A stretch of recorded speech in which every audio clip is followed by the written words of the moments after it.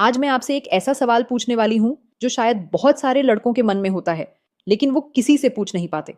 क्या आपने कभी सोचा है कि लड़कों के प्राइवेट पार्ट की मोटाई आखिर कितनी होनी चाहिए?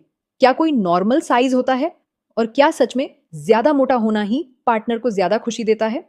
अगर ये सवाल कभी आपके मन में आया है तो आज का वीडियो आपके लिए बहुत जरूरी है, क्योंकि आज हम इस विषय पर खुलकर साइंस और रिसर्च के आधार पर बात करने वाले हैं। पिछले 8 सालों से मैं men's health, relationship, intimacy education और साइकोलॉजी के क्षेत्र में लोगों को गाइड कर रही हूँ।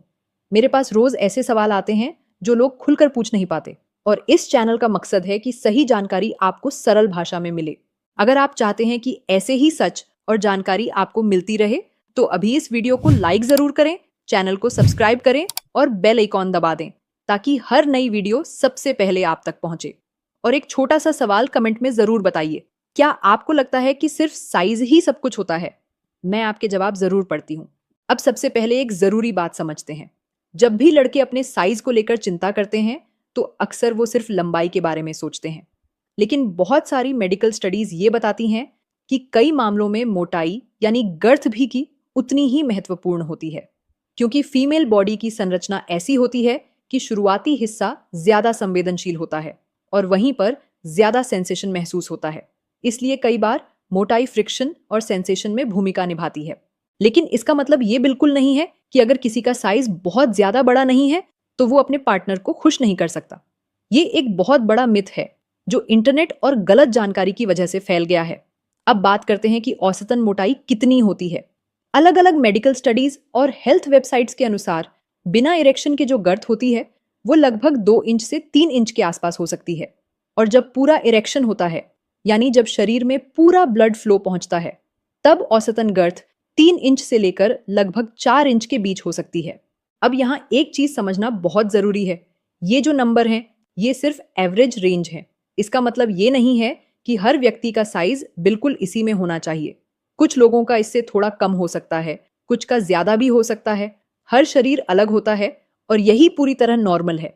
लेकिन असली सवाल यहां से शुरू होता है, क्या सिर्फ मोटाई या लंबाई से ही पार्टनर की सेटिस्फैक्शन तय होती है? सच कहूं तो बिल्कुल नहीं।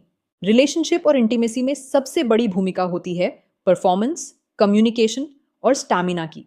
अगर कोई व्यक्ति बहुत जल्दी डिस्चार्ज हो जाता है या उसे इरेक्शन मेंटेन करने में समस्या होती है तो फिर साइज चाहे जो भी हो, सेटिस्फैक्शन कम हो सकती है।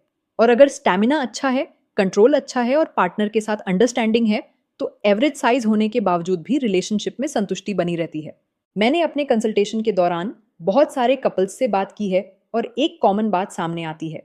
कई बार पुरुष अपने साइज को लेकर बहुत ज्यादा चिंता करते हैं, जबकि उनकी पार्टनर की असली कंसर्न्स कुछ और ही होती है, जैसे इमोशनल कनेक्शन, अटेंशन, रिस्पेक्ट और कंफर्ट। अब एक और महत्वपूर्ण चीज समझते हैं। कई बार लोगों को लगता है कि अगर इरेक्शन पूरा नहीं होता तो उनका साइज छोटा है, लेकिन असल में ऐसा इसलिए होता है क्योंकि बॉडी में ब्लड फ्लो पूरा नहीं हो रहा होता। जब ब्लड फ्लो ठीक से होता है तभी मैक्सिमम फर्मनेस और गर्थ अचीव होती है।